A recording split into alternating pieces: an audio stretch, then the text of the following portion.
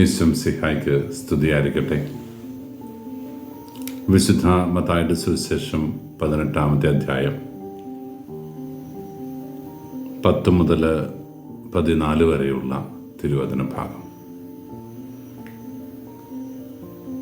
വഴിതെറ്റിയ ആടിൻ്റെ കഥ പറഞ്ഞു വെക്കുകയാണ്. ഈ കഥ പറയാനുള്ള ഒരു പ്രധാന കാരണം ഇന്നത്തെ തിരുനാളാണ്. ഇന്ന് കാവൽ ദൂതന്മാരുടെ തിരുനാൾ ദിവസം. ഒരുപക്ഷേ ഈ ലോകത്തിൽ നമ്മൾ ഏറ്റവും കൂടുതൽ സന്തോഷിക്കേണ്ട, ദൈവത്തിന് നന്ദി പറയേണ്ട ഒരു ദിവസമാണിന്ന്. എത്ര സുന്ദരമായ ഒരു സങ്കല്പമാണ്, എത്ര സുന്ദരമായ ഒരു യാഥാർത്ഥ്യമാണ്. നമുക്കൊക്കെ ദൈവം കാവൽ ദൂതന്മാരെ നിയോഗിച്ചു തന്നിരിക്കുന്നു.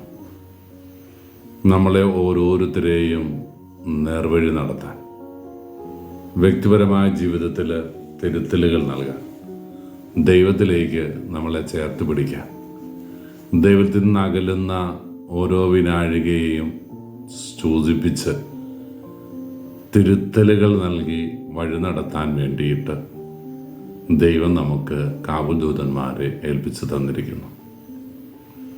സുന്ദരമായ മനോഹരമായ ഒരു ചിത്രം നമ്മളൊക്കെ കണ്ടിട്ടുണ്ടല്ലോ. ഒരു പാലത്തിലൂടെ ഒരു കുഞ്ഞ് കടന്നു പോകുന്നതിൻ്റെ ചിത്രം. ഒരുപക്ഷെ ആ പാലത്തിൻ്റെ പലകകളൊക്കെ ഒടിഞ്ഞും ഞുറുങ്ങിയുമൊക്കെ ഇരിക്കുമ്പോഴും ഒരു മാലാഖ നമ്മളെ സംരക്ഷിച്ചുകൊണ്ട് കടന്നു പോകുന്നതിൻ്റെ സുന്ദരമായ ചിത്രം. വളരെ മനോഹരമായ ഈ സങ്കല്പം നമ്മുടെ ഹൃദയത്തിൽ കോറിയിടുന്നത് എത്ര സന്തോഷത്തോടെയാണ് നമ്മൾ അനുസ്മരിക്കേണ്ടത്. ഇന്ന് ദൈവം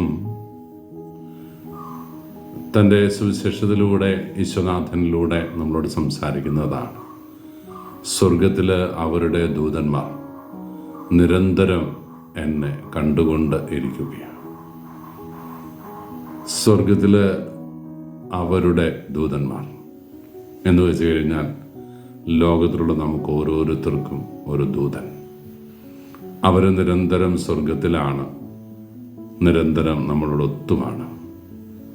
നമ്മുടെ വിശേഷങ്ങളൊക്കെ സ്വർഗത്തിൽ ചെന്ന് പറയാൻ, നമ്മുടെ ആകുലതകളും നമ്മുടെ അല്ലലുകളും ഇല്ലായ്മകളും നൊമ്പരങ്ങളും ഒക്കെ പറയാൻ, എന്നിട്ട് ദൈവത്തിൻ്റെ അനുഗ്രഹങ്ങളൊക്കെ നമുക്ക് വാങ്ങിച്ചു തരാൻ അവർ കൂടെയുണ്ട് എന്നുള്ള വലിയ യാഥാർത്ഥ്യം.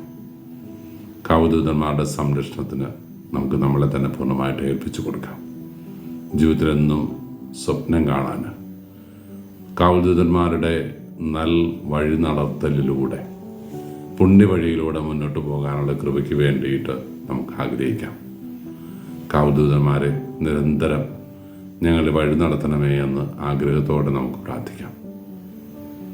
ഇന്ന് ഭാരതീയർ ഗാന്ധിയുടെ ജയന്തി ആചരിക്കുന്ന ഒരു ദിവസം കൂടിയാണ്. ഭാരതത്തിൻ്റെ സ്വാതന്ത്ര്യത്തിന് വേണ്ടിയിട്ട് ജീവിതമർപ്പിച്ച മഹാത്മാഗാന്ധിയെ ആ ധന്യ മനുഷ്യനിലൂടെ ലോകത്തെ മുഴുവനും നേടാൻ, ലോകത്തിന് മുഴുവൻ ശ്രദ്ധാകേന്ദ്രമാകാൻ ഈ കൊച്ചു ഭാരതത്തിന് സാധിച്ച നാളുകളായിരുന്നു. ഭാരതത്തിന് സ്വാതന്ത്ര്യത്തിന് വേണ്ടിയിട്ട് അദ്ദേഹം ഏറെ പരിശ്രമിച്ചപ്പോഴും വേദനയോടെ അദ്ദേഹം കുറിച്ചു വെച്ചു, എൻ്റെ ജീവിതത്തിലെ ഏറ്റവും കറുത്ത അധ്യായം ഇന്ത്യയും പാകിസ്ഥാനുമായിട്ട് വിഭജിക്കപ്പെട്ട ആ നിമിഷമാണ്. സ്വാതന്ത്ര്യ പുലരി സ്വപ്നം കണ്ട, ജനതയെ രണ്ടായി പകർത്ത മുഹമ്മദ് അലി ജിന്നയൊക്കെ നമ്മുടെ രാജ്യത്തിന് ഏൽപ്പിച്ച കറുത്ത മുറിവുകൾ ഇന്ന് നമ്മൾ ഓർക്കുകയാണ്. ഒരുപക്ഷെ അയൽ രാജ്യങ്ങൾ എന്ന നിലയിൽ നിരന്തരം യുദ്ധത്തിൻ്റെയും ഭീതിയുടെയും നിഴലിൽ നമ്മളെ നിർത്തുന്ന ആ ശക്തിയൊക്കെ നമുക്ക് ദൈവസന്നിധിയിൽ പ്രത്യേകമായി സമർപ്പിക്കാം.